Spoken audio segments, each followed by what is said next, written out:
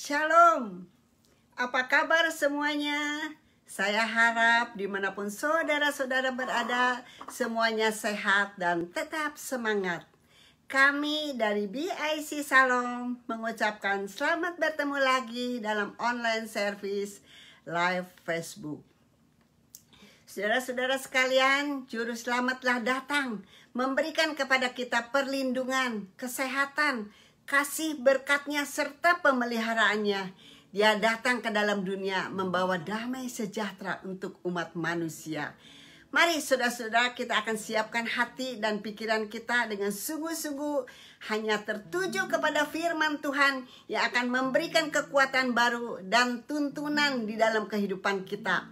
Kiranya terang Natal akan tinggal di hati kita saudara sekalian dan menjadi terang bagi sesama kita. Mari saudara-saudara, kita bawa terang mulia ini dalam kehidupan kita dimanapun kita berada, supaya kita boleh menjadi terang Kristus. Ada amin saudara? Terang mulia, satu bintang yang cemerlang, orang Majus yang termasyur, dihentarnya dari timur ke tempat anak Allah. Bethlehem, Bethlehem, dengar malaikat menyanyi, damai datanglah di dunia, berilah hormat akan Allah, segenap surga nyanyilah. Yesus saja, Yesus saja yang mengorbankan dirinya bagi orang yang berdosa, agar dapat hidup kekal meski dia tersengsara.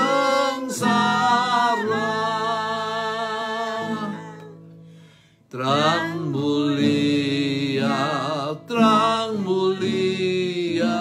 satu bintang yang cemerlang, orang Majus yang termasyur, dihentarnya dari timur ke tempat anak Allah. Bethlehem, Bethlehem, dengar malaikat menyanyi, damai datanglah di dunia, berilah hormat akan Allah, segenap surga nyanyilah.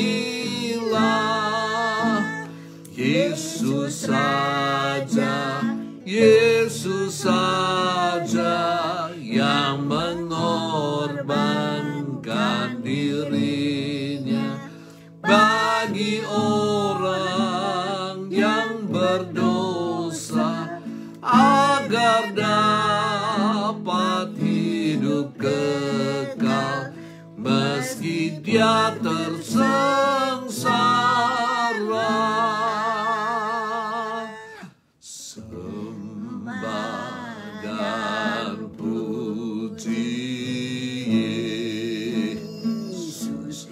Sembah dan puji Yesus, sembah dan puji Yesus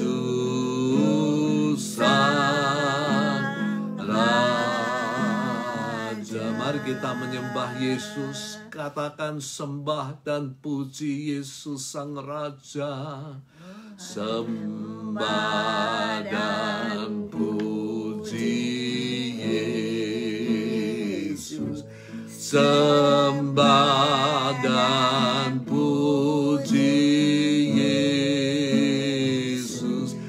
sembah dan puji Yesus Sang Raja.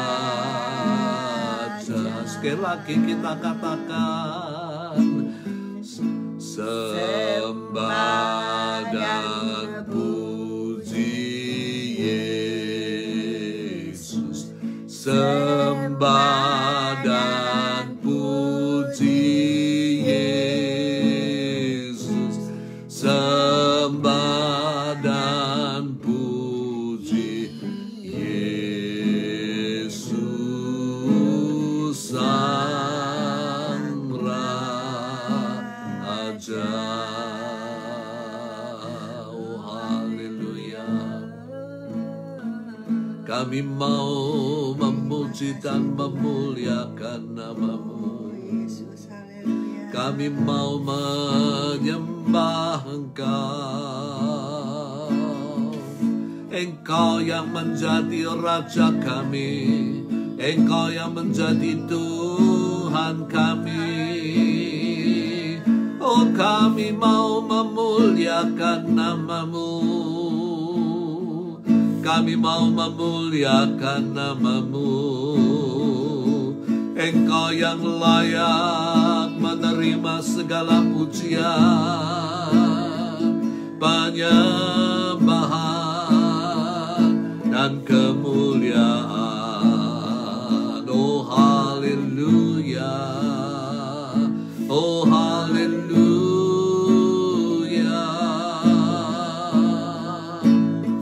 Oh haleluya. Oh haleluya.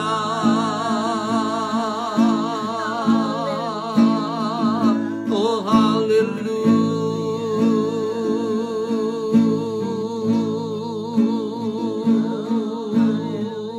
Kami muliakan Engkau Bapa. Kami mau membesarkan nama-Mu. Kami tinggikan Engkau. Engkau yang layak untuk ditinggikan. Engkau adalah Raja kami. Raja kami.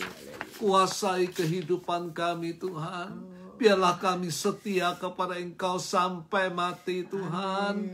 Kami mau serahkan dalam tangan Tuhan. Seringkali kami lemah.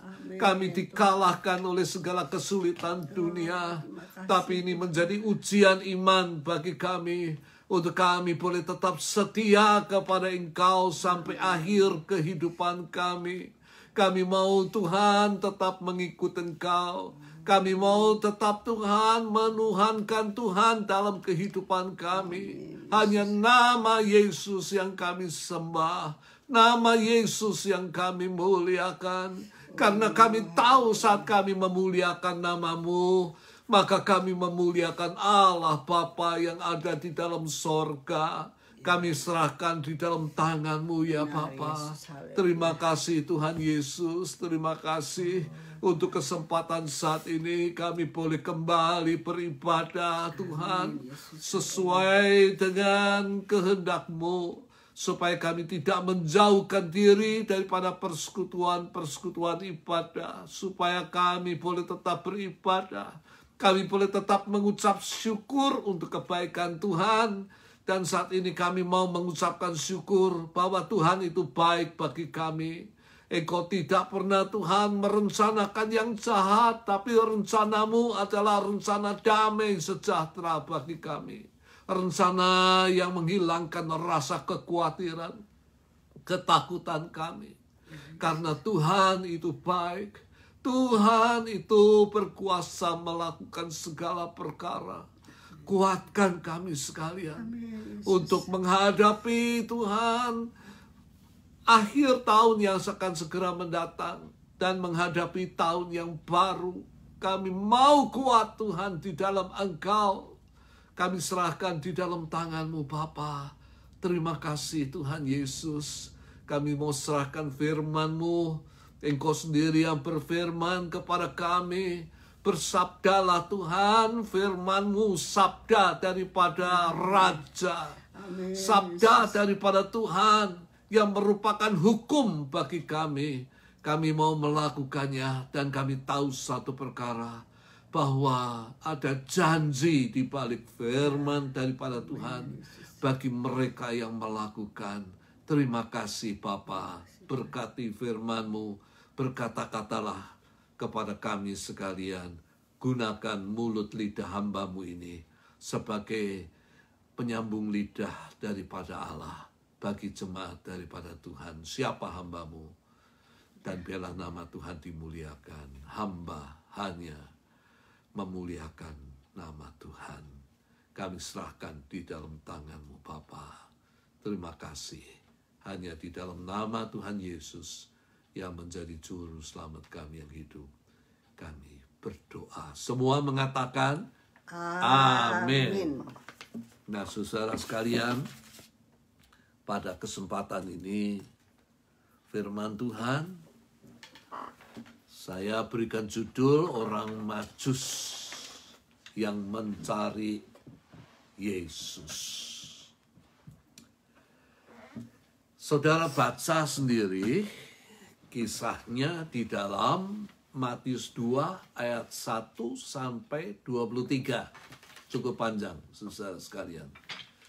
Tapi saya akan berbicara keseluruhan pasal ini supaya kita boleh mengambil hal-hal yang penting dari kisah ini bagi kehidupan kita. Ya. Jadi Matius 2 ayat 1 sampai 23 merupakan kisah daripada orang Majus yang datang ke Yerusalem karena dia tahu bahwa Yerusalem adalah tempat daripada orang-orang Yahudi untuk mencari raja orang Yahudi yang dilahirkan, yaitu Yesus Kristus. Nah, kalau kita berbicara tentang orang Majus, kita perlu ketahui bahwa orang Majus ini datang dari timur. Artinya apa? Yaitu daerah sebelah timur daripada Yehuda. Yang diperkirakan oleh para ahli Alkitab bahwa orang Majus ini datang dari Persia atau daerah Arabia. Nah, kata Majus itu berarti magician. Dan magician di sini bukan seperti arti pada saat ini. Magician bukan pesulap. Nah, kita tahu pesulap yang terkenal di Amerika, David Copperfield. Magician di sini bukan berarti pesulap. Dan bukan pula berarti orang yang memiliki ilmu magic. Apa itu ilmu magic? Seperti santet. Ilmu hitam untuk membunuh manusia yang lain. Yang seringkali digunakan untuk menganiaya, membunuh orang-orang yang dibenci. Dan orang yang membenci, dia akan datang kepada orang-orang yang memiliki ilmu magic, ilmu gaib, untuk menyantet, menyakiti dengan ilmu gaib. Bukan pula pengertian magician di sini di dalam pengertian tenung, sihir. Namun Majus mempunyai pengertian adalah seorang yang ahli di dalam perbintangan. Dan yang kita kenal istilahnya dengan istilah astronom. Namun dia juga dapat membaca tanda yang diberikan oleh bintang yang mereka lihat. Dengan istilah yang populer adalah astrologer. Jadi orang Majus di sini adalah astronom sekaligus astrologer. Bisa membaca tanda daripada bintang. Nah, saat mereka melihat bintang yang terang lain daripada yang lain, atau yang kita kenal dengan bintang timur, atau yang kita kenal dengan bintang Bethlehem, mereka membaca sinyal dari Allah melalui bintang yang memberitahukan lahirnya Raja Yahudi. Nah, saudara sekalian, manusia itu memperkenalkan Yesus melalui perkataan dan perbuatan. Tetapi cara Allah memperkenalkan Yesus lain daripada yang lain. Yang memperkenalkan Yesus melalui bintang yang terang di langit. Ia memperkenalkan Yesus melalui mimpi-mimpi. Ia memperkenalkan Yesus melalui penglihatan. Ia memperkenalkan Yesus melalui suara Roh Kudus yang berkata-kata di dalam hati daripada manusia. Tujuannya supaya manusia itu mengenal dan percaya kepada Yesus Kristus.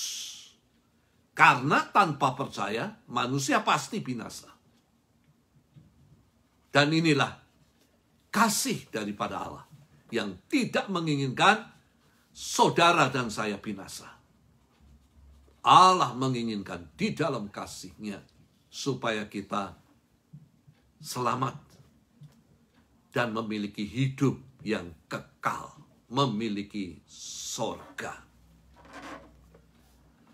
Dan ketika orang Majus ini membaca sinyal, membaca tanda yang diberikan oleh Allah kepada mereka tentang kelahiran Raja Yahudi, mereka bergegas cepat-cepat mencari dan pergi ke Yerusalem. Jarak daripada tempat di mana mereka berada ke Yerusalem tidak dekat, cukup jauh. Dan diperkirakan oleh para ahli bahwa mereka melakukan perjalanan selama kira-kira sebulan untuk bisa tiba di Yerusalem. Nah, ketika mereka tiba di Yerusalem, ini yang menjadi renungan kita. Ia mulai bertanya-tanya, di manakah raja orang Yahudi yang baru dilahirkan itu? Ini yang pertama-tama, saudara sekalian. Suatu pertanyaan. Di mana raja orang Yahudi yang dilahirkan itu? Mereka tidak mengetahui lokasinya. Sebab itu mereka bertanya. Dan pertanyaan ini menimbulkan kehebohan yang besar di Yerusalem. Kehebohan bagi seluruh penduduk Yerusalem. Heboh karena lahir raja yang baru. Yang pada saat itu, saudara sekalian, mereka memiliki raja yang bernama Herodes. Namun keterkejutan ini juga dialami oleh Raja Herodes yang memerintah pada saat itu. Kenapa ia terkejut? Oleh karena ia merasa bahwa kelahiran daripada Tuhan Yesus Kristus merupakan ancaman bagi kedudukan Raja Herodes.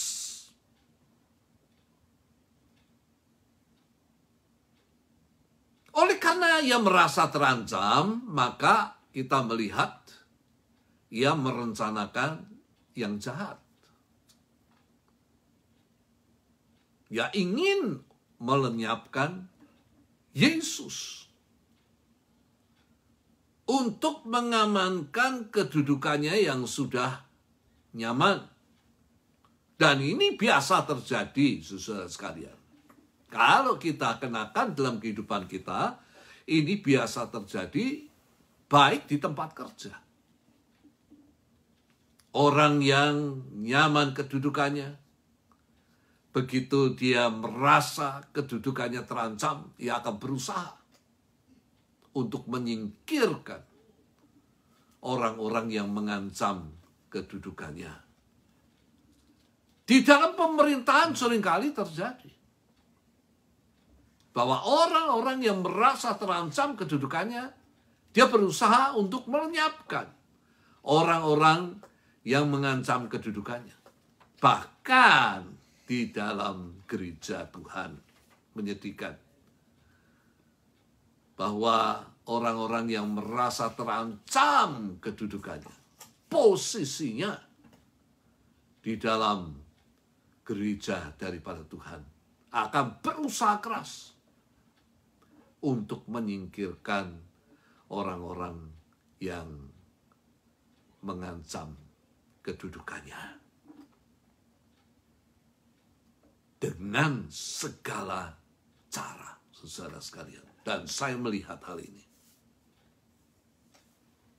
Dan saya harapkan kita tidak demikian, saudara sekalian. Nah, saudara sekalian, kalau kita melihat sebenarnya kerajaan daripada Tuhan Yesus Kristus bukan kerajaan yang kasat mata. Sebetulnya kerajaan daripada Yesus itu tidak mengancam kedudukan daripada Raja Herodes. Ia datang untuk menjadi raja hanya bagi mereka yang percaya, bagi mereka yang sudah diselamatkan. Dia mau menjadi raja di dalam kehidupan daripada mereka. Kerajaannya bukan kerajaan yang kasat mata, tapi kerajaannya adalah kerajaan yang tidak kasat mata, yang tidak terlihat oleh mata. Kerajaannya adalah kerajaan rohani, sekali lagi saya tekankan. Yaitu kerajaan di dalam kehidupan setiap orang yang percaya dan diselamatkan. Tujuan daripada Yesus menjadi raja supaya kita hidup di dalam peraturan-peraturan yang ditetapkan oleh Tuhan Yesus Kristus atau Tuhan Allah. Supaya kita hidup di dalam kehendak-Nya. Dan peraturan yang ditetapkan oleh Allah merupakan hukum bagi orang-orang yang percaya. Sebenarnya saudara sekalian, kalau kita melihat Alkitab, Alkitab itu hanya menggariskan dua hukum atau berisi dua hukum. Hukum di dalam Alkitab tidak banyak. Seperti buku-buku agama yang lain. Hukum di dalam Alkitab hanya 2, yaitu mengasihi Tuhan dan mengasihi sesama manusia. Tujuan daripada Yesus menjadi raja di dalam kehidupan kita, supaya kita hidup bisa mengasihi Tuhan dan mengasihi sesama manusia.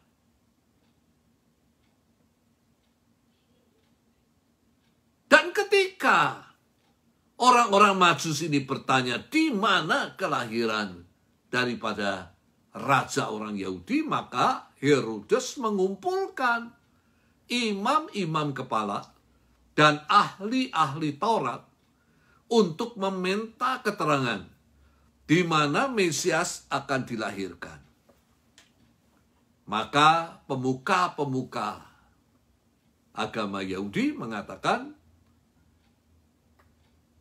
mengutip kitab Mikha 5 ayat 1, dan engkau Bethlehem, tanah Yehuda, engkau sekali-kali bukan yang terkecil. Memang Bethlehem adalah kota yang kecil, sedikit penduduknya. Tetapi Mikha mengatakan, firman daripada Tuhan, bahwa engkau sekali-sekali bukanlah yang terkecil di antara mereka yang memerintah Yehuda. Karena daripada mula akan bangkit seorang pemimpin yang akan menggembalakan umatku Israel. Daripadamu akan bangkit seorang raja yang akan menggembalakan umatku Israel. Jadi jelas, Mikha mengatakan bahwa Yesus tidak dilahirkan di Nazaret, tidak dilahirkan di kota-kota yang lain. Tapi Mikha menubuatkan bahwa Yesus akan dilahirkan di Bethlehem. Dan setelah mendengar penjelasan ini, Herodes memanggil orang-orang Majus. Dan ia bertanya bila mana bintang itu nampak. Kapan bintang itu nampak oleh orang-orang Majus? Saya percaya bahwa bintang itu nampak kepada orang-orang yang Majus ini kira-kira 1 bulan sebelumnya. Karena perjalanan daripada orang Majus sehingga sampai di tempat di mana Yesus dilahirkan. Perjalanan itu harus ditempuh selama 1 bulan. Lalu Herodes kemudian menyuruh mereka ke Bethlehem dan berpesan kepada orang-orang Majus. Sesudah menemukan akan Yesus, kabarkanlah kepadaku, supaya aku datang untuk menyembahnya. Saudara tahu, kata-kata ini sesuai dengan satu nyanyian dunia, yaitu lain di bibir, lain di hati. Nyanyian apa? Nyanyian dunia yang mengatakan hal ini. Memang lidah tak bertulang, tak terbatas kata-kata, tinggi gunung 1000 janji, lain di bibir, lain di hati. Ingat kata-kata itu? Lain di bibir, lain di hati. Ini yang sering kali terjadi. Manusia sering mengobrol janji, tetapi janjinya itu gombal. Sebab itu kita mesti hati-hati gombalan janji manusia. Pepatah mengatakan, dalamnya laut dapat diduga, dalam hati siapa tahu. Hanya Tuhan yang mengetahui hati dan perbuatan daripada manusia.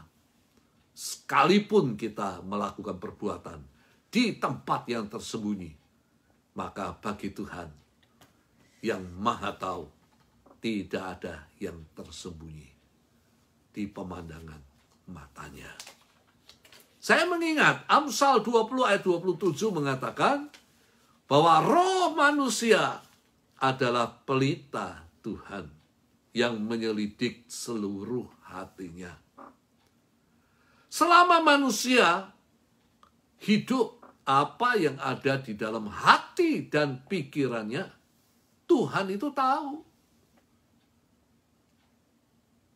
Roh itu yang menghidupkan manusia.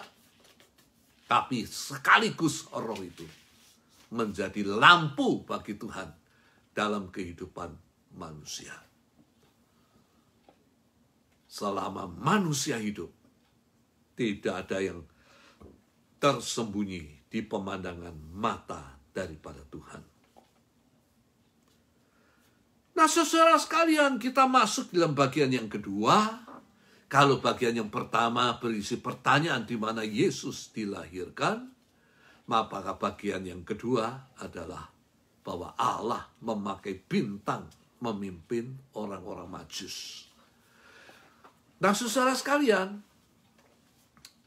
Allah bukan hanya berkata-kata kepada orang Majus mengenai kelahiran raja orang Yahudi, tetapi Allah juga memakai bintang untuk menuntun orang Majus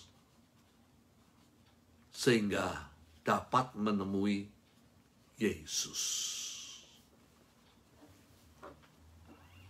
Dan kita melihat, saudara sekalian, bahwa orang-orang Majus ini menemukan Yesus yang lahir di kandang Bethlehem.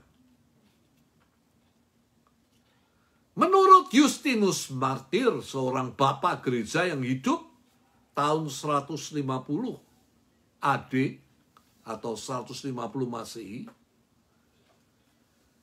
dia baru saat itu keluar daripada Yerusalem. Dia mengatakan bahwa rumah-rumah di Yerusalem itu berada di lereng Bukit Kapur. Dan biasa mereka membuat gua di bawah rumahnya untuk ternak yang dimilikinya. Jadi di mana Yesus dilahirkan? Yesus dilahirkan di kandang. Tapi kandang itu berbentuk gua, saudara sekalian. Menurut Justinus Martir. Apa yang dilakukan oleh orang Majus ketika mereka sampai di gua itu? Atau di kandang itu? Ia sujud menyembah Yesus.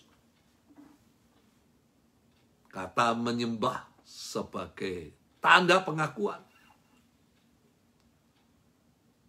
Mengakui Yesus bukan hanya raja Yahudi, tetapi raja mereka.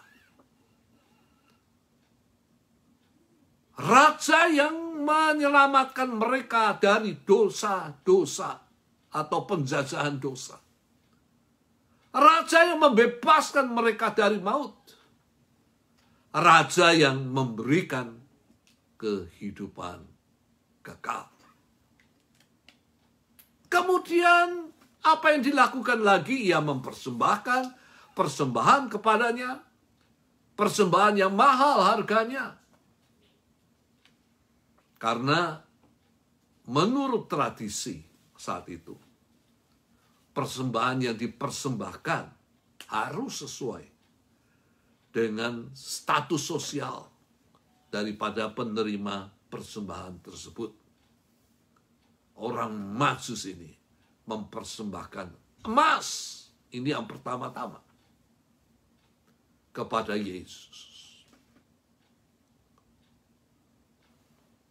Yang kedua, saudara sekalian, mereka juga mempersembahkan kemenyan. yang menggambarkan ketuhanan Yesus. Kemenyan biasa digunakan oleh bangsa Yahudi untuk menyembah Tuhan. Dan di dunia kafir yang tidak mengenal Tuhan, mereka menggunakan kemenyan untuk menyembah dewa-dewa mereka. Dengan persembahan kemenyan, maka mereka mengakui bahwa Yesus itu Tuhan. Apakah saudara juga mengakui bahwa Yesus itu Tuhan? Dia bukan hanya manusia, tetapi dia Tuhan. Alkitab mengatakan bahwa pada mulanya adalah firman, dan firman itu bersama-sama dengan Allah. Dan firman itu adalah Allah sendiri, saudara sekalian. Saudara dapat membaca di dalam permulaan Injil Yohanes, pasal 1 ayat yang ke-1.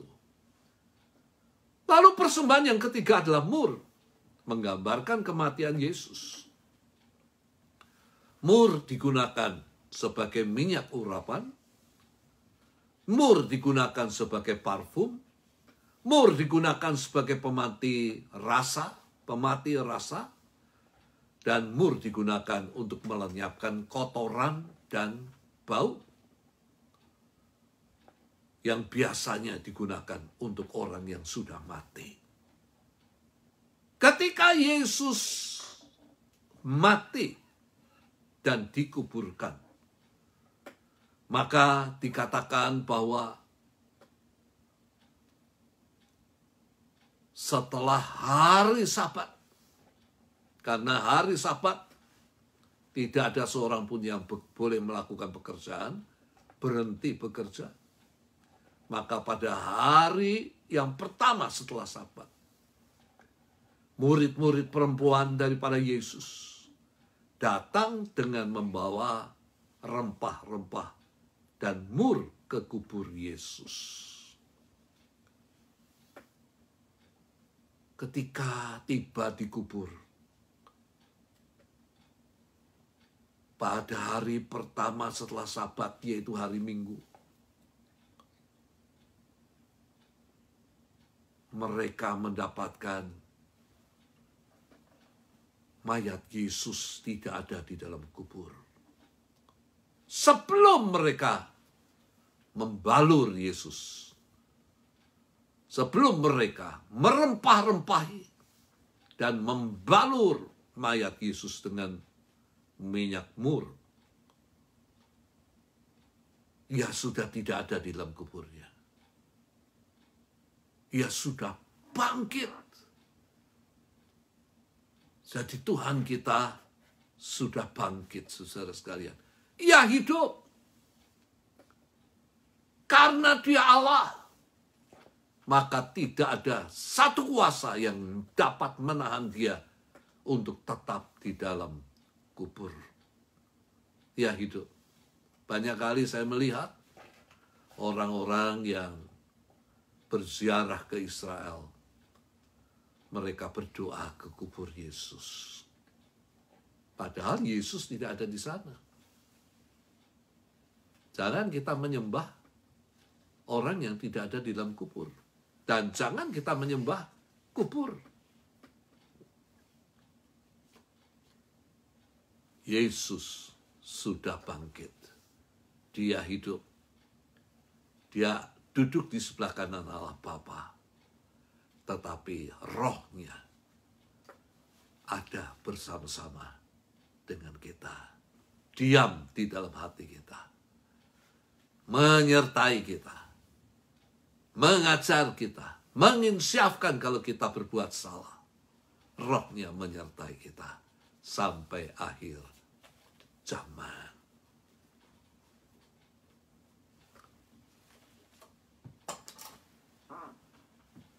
Mur di sini menggambarkan kematian Yesus. Yang mati untuk memikul dosa-dosa kita. Tanpa kematiannya, tidak ada pengampunan dosa. Tanpa kematiannya, tidak ada keselamatan.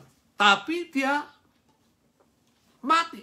Kedatangannya ke dalam dunia adalah bertujuan untuk melakukan apa yang dikehendaki Bapa. Menjadi korban yang memikul dosa-dosa manusia, dosa-dosa kita. Supaya melalui kematiannya, maka Allah itu memberikan keselamatan. Memberikan pengampunan dosa dan keselamatan kepada mereka yang percaya. Dengan percaya kita menerima keselamatan daripada Allah. Jadi keselamatan itu harus diterima dengan percaya akan nama daripada Tuhan Yesus Kristus. Yang keempat, saudara sekalian,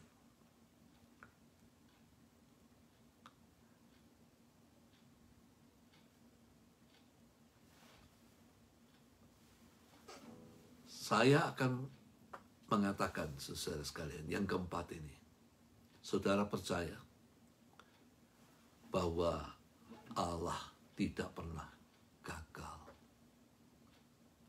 Dia yang kita sembah tidak pernah gagal.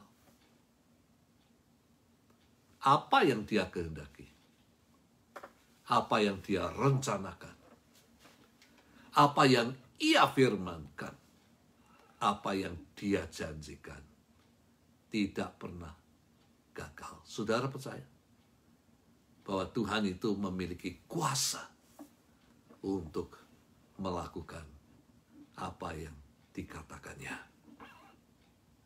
Herodes bermaksud menggagalkan rencana Allah dengan membunuh bayi Yesus. Namun gagal. Gagal karena Allah tidak pernah gagal di dalam rencananya, di dalam firman-Nya, dan di dalam janji-janjinya. Ini yang menguatkan kita, saudara sekalian. Ketika kita berada di dalam kesukaran, ingat bahwa Allah itu tidak pernah gagal di dalam rencana, di dalam firman-Nya, dan janji-janjinya. Ia pasti menggenapinya.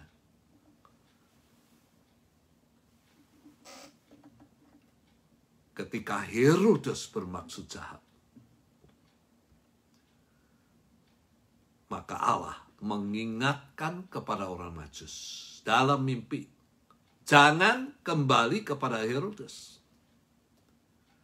Sehingga orang-orang Majus itu pulang ke negerinya melalui jalan lain.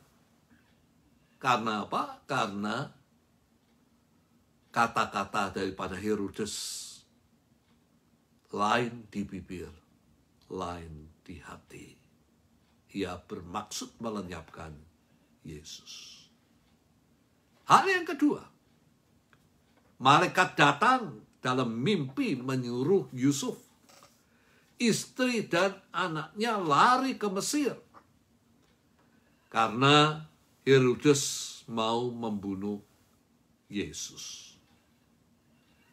Sampai aku berfirman kepadamu.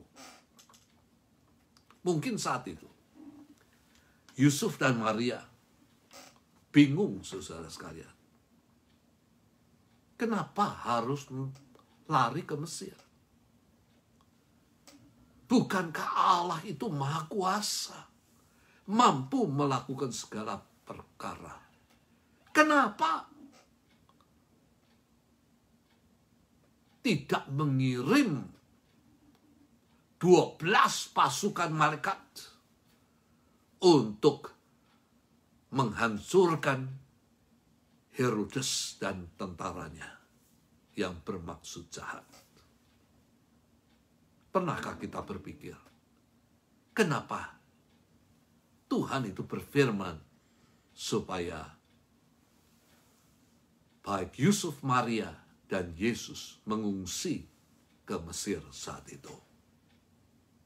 Saya katakan, Allah itu berkuasa. Tetapi Allah ingin menggenapkan apa yang dijanjikan, apa yang difirmankan kepada nabinya. Yusuf, Maria, dan Yesus harus mengungsi ke Mesir sesuai dengan nubuatan daripada Nabi Hosea, pasal yang ke-11 ayat yang pertama. Jadi jangan kita salah paham. Bukan Tuhan itu tidak berkuasa menyelamatkan, tapi cara Tuhan menyelamatkan adalah menggenapi nubuatan daripada nabi-nabinya. Firman Tuhan harus digenapi. Karena itu percayalah firman daripada Tuhan. Setiap perkataan Tuhan, indahkan, percayalah. Kalau Tuhan berfirman, kata-kata yang keluar daripada mulut Allah tidak akan kembali dengan sia-sia. Dan akhirnya, karena Herodes mengalami kegagalan untuk mengetahui lokasi di mana Yesus dilahirkan, ia memerintahkan akan bala tentaranya untuk membunuh semua anak-anak yang berusia 2 tahun ke bawah.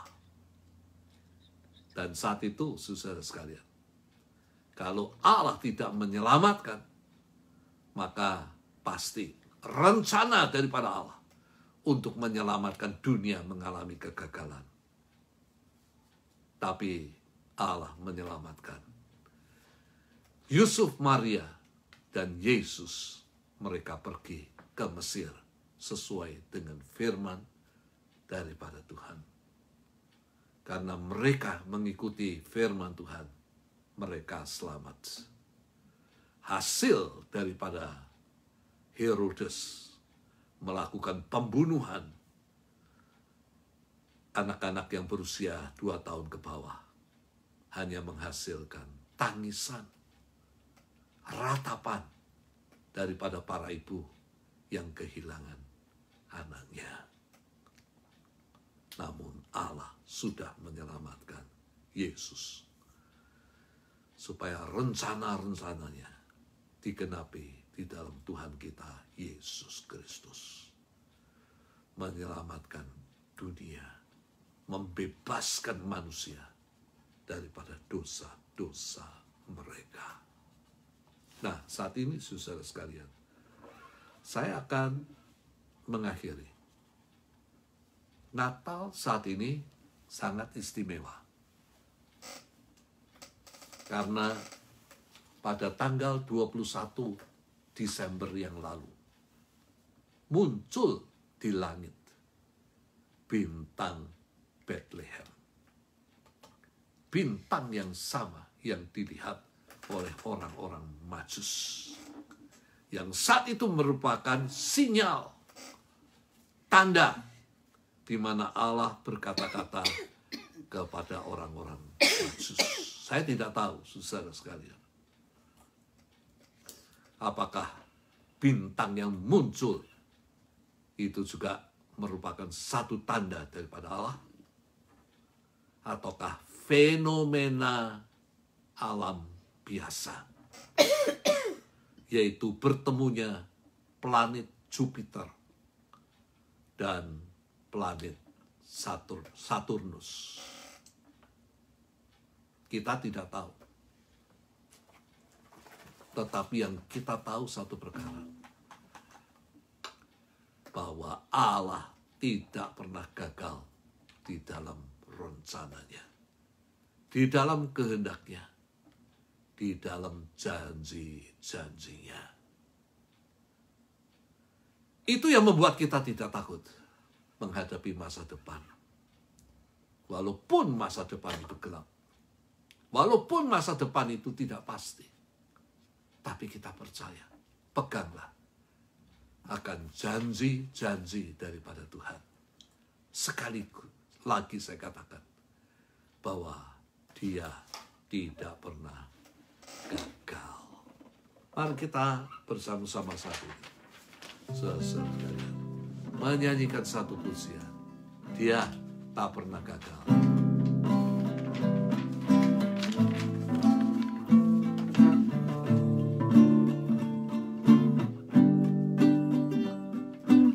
Dia tak pernah gagal, karena Dia Allah. Dia tak pernah lalai, Dia jamin firman-Nya. Sebab Dia Allah, Raja segala raja, kekuatanku, perisaiku, dan gunung batuku. Bersoraklah, puji sembah Dia, Yesusku, Raja mulia, Yesusku, Allah perkasa, Yesusku, Allah pemenang, Yesus Raja.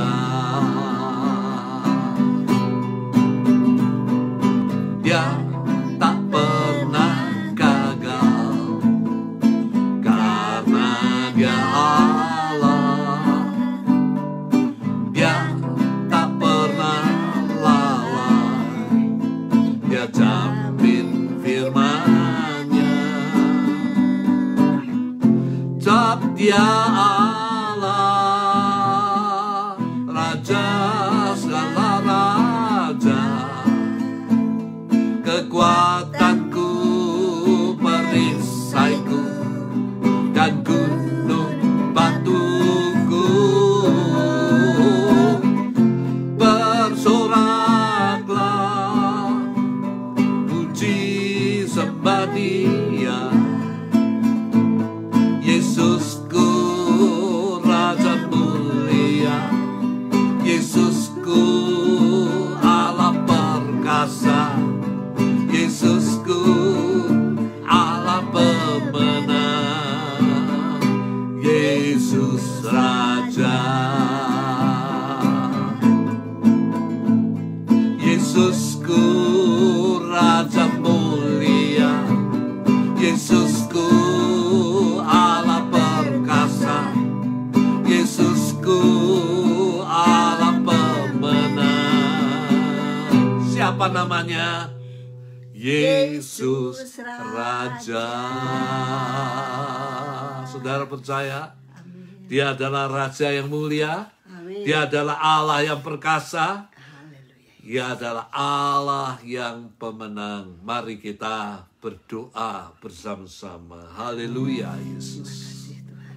Kami serahkan saat ini di dalam tangan-Mu. Benar Yesus. Biarlah Tuhan, Engkau berkati firman ini, teguhkan. Ya, benar Yesus. Kami tidak tahu apa yang akan terjadi hari esok. Ya, Yesus. Amin. Tanda bintang itu muncul kembali. Benar Yesus. Tapi kami tidak mau menafsirkan mengenai itu, Bapa. Benar Yesus. Kalau Engkau berkata-kata melalui itu, kami tahu bahwa Engkau akan melakukan hal yang besar yang kami tidak tahu. Tapi yang menjadi penghiburan kami, Yesus adalah Raja yang mulia. Yesus adalah Allah yang perkasa. Yesus adalah Allah pemenang. Cukup bagi kami. Engkau tidak pernah gagal. Di dalam rencana kehendak-Mu, di dalam firman-Mu Tuhan, tidak pernah mengalami kegagalan. Kami bersyukur. Dan saat ini kami berdoa Tuhan, Minik Tuhan. untuk yang hadir. Kami ingat pada saat ini untuk saudara kami yang kami selalu dukung dalam doa, yaitu Ibu Ninik. Tolonglah Papa, Ibu ini. Kanan. Engkau yang mengetahui, Engkau yang mengizinkan segala sesuatu terjadi. Tolong ya Papa, Tangan kanan. kami mau serahkan di dalam tangan-Mu. Benar, tangan kanan. Engkau yang menjamah dengan kuasa-Mu. Amin Yesus. Bukankah Engkau yang sudah memikul segala dosa kami, kelemahan kami, dan sakit penyakit kami? Amin Yesus. Supaya yang percaya kepada Engkau, maka kuasa daripada salib itu yang akan menyembuhkan dan memulihkan. Amin, Yesus. Sembuhkan Pulihkan Ibu Ninik, Bapa. Benar. Kasihani dia. Benar. Inilah doa Jamah kami, tangan Bapa. kanannya Yesus. Bertalu-talu. Supaya Engkau yang memulihkan dan menyembuhkan dengan sempurna. Supaya ia tidak lagi menderita sakit. Tangan kanan. Di dalam beristirahat. Di dalam menggerakkan tubuhnya. Kami percaya bahwa Tuhan kami, Tuhan yang sudah memikul semuanya. Supaya Tuhan kami yang percaya tidak perlu memikul lagi. Amin. Kami mau menyerahkan supaya bilur-Mu yang menjamah tangan kanan Amin. daripada ibu ini dan memulihkannya. Amin, Yesus. Sehingga ada kesaksian yang besar. Kami percaya ada kesaksian yang besar bagi nama Tuhan. Kami mau serahkan, berikan kesetiaan Bapa. Sampai kami mati sekalipun. Beri kesetiaan. Bukan hanya kepada Ibu Nini, kepada suaminya, kepada anak-anaknya, kepada kami sekalian. Beri kami kesetiaan. Mengiring Engkau. Amin, Yesus. Keputusanku mengikut Yesus. Kami boleh lakukan dalam kehidupan. Kami boleh buktikan. Bahwa kami mau menjadi pengikut Tuhan yang setia. Tolong suaminya, Pak Joni, supaya Engkau juga memberikan kekuatan dan anak-anaknya juga. Kami juga doakan Tuhan untuk semua yang hadir, yang mungkin membawa persoalan-persoalan kehidupan mereka. Biarlah Tuhan sendiri yang akan menolong. Engkau sendiri Tuhan yang akan mengangkat segala beban. Karena kami percaya bahwa Engkau adalah jalan keluar di dalam setiap masalah yang kami hadapi. Bagi Engkau tidak ada perkara yang mustahil. Berkati semua anak-anakmu yang mengikuti ibadah online ini. Yang bekerja diberkati Tuhan. Dengan berkelimpahan. Supaya mereka Tuhan bukan hanya menikmati kebaikan Tuhan. Tetapi mereka juga bisa menggunakan berkat itu untuk menjadi berkat bagi sesama. Kami serahkan di dalam tangan-Mu ya Bapa. Terima kasih Tuhan Yesus. Kami mau menyerahkan sekali lagi anak-anak-Mu sekalian di dalam tangan Tuhan. Engkau bentengi, Engkau yang menjadi perisai bagi mereka, lindungi mereka daripada COVID-19 yang pada saat ini Tuhan kembali berjangkit dengan varian yang baru. Tapi kami percaya Tuhan kami perlindungan kami. Dan kami mau Tuhan supaya benar-benar kami boleh berada di dalam perlindungan daripada Tuhan. Terima kasih Bapa. Sekali lagi berkati semua yang hadir. Hanya di dalam nama Tuhan Yesus Kristus kami berdoa. Saudara, angkat kedua tangan saudara. Terimalah berkat daripada Tuhan. Sebelumnya, hendaknya di mana engkau berada, engkau adalah saksi daripada Tuhan. Supaya melalui hidupmu, melalui perbuatanmu, maka nama Tuhan itu dimuliakan dan dibesarkan. Untuk itulah engkau hidup sebagai anak-anak Tuhan. Dan terimalah anugerah berkat daripada Tuhan. Kasih daripada Allah Bapa. Kasih karunia Tuhan Yesus Kristus. Di dalam persekutuan dan penghiburan Roh Kudus menyertai engkau. Saat ini sampai Maranatha, Yesus datang kembali. Semua mengatakan, amin. Saya dan istri mengucapkan, selamat Hari Natal 2020 dan selamat Tahun Baru 2021. Semoga Natal tahun ini membawa berkah buat kita sekalian. Dan berharap supaya COVID-19 cepat berlalu. Keadaan kita segera dipulihkan dan keadaan normal kembali. Selamat Hari Natal 2020 dan selamat Tahun Baru 2021. Tuhan memberkati kita. Jangan takut menghadapi masa depan.